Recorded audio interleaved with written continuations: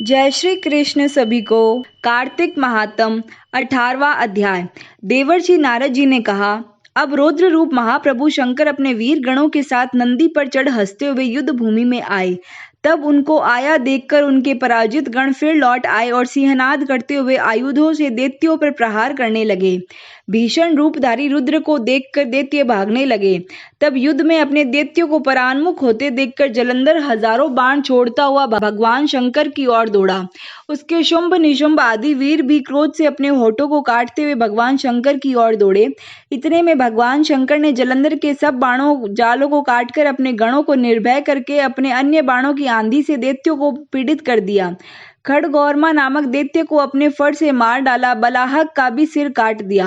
धस्मर भी मारा गया और शिवगण चीसिका ने प्रचंड नामक दैत्य का सिर काट डाला।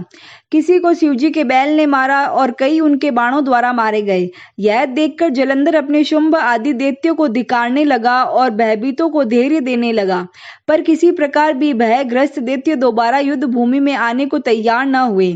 दैत्य सेना ने पलायन किया। तब महाक्रुद्ध जलंधर शिवजी को अपनी ओर ललकारने लगा।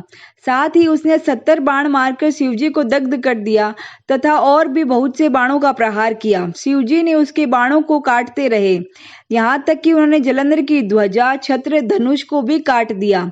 फिर 7 बाण मारकर उसके शरीर में आघात पहुंचाया। धनुष के कट जाने से जलंधर ने एक प्रचंड बाण मारकर उसकी गदा के टुकड़े टुकड़े कर दिए।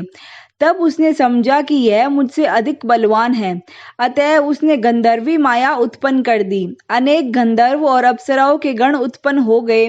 वीणा और मृदंग आदि बाजों के साथ नृत्य और गान होने लगा।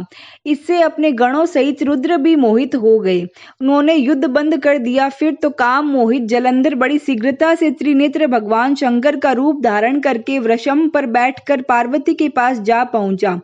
उधर जब पार्वती ने अपने पति को आते देखा तो उसने सखियों का साथ त्याग दिया और आगे आई। पार्वती को देखकर कामातुर जलंधर का वीर्य पतन हो गया और उसके पतन से वह जड़ भी हो गया।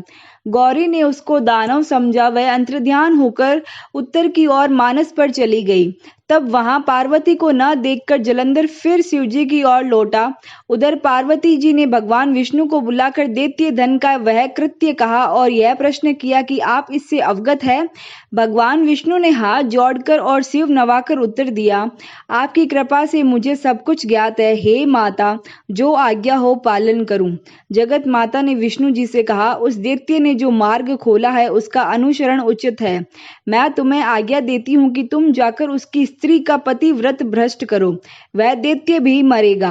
पार्वती जी की यह आज्ञा पाते ही भगवान विष्णु उसको सिरोधार्य कर छल करने के लिए जलंधर के नगर की ओर गए। 18वां अध्याय समाप्त। जय श्री कृष्ण।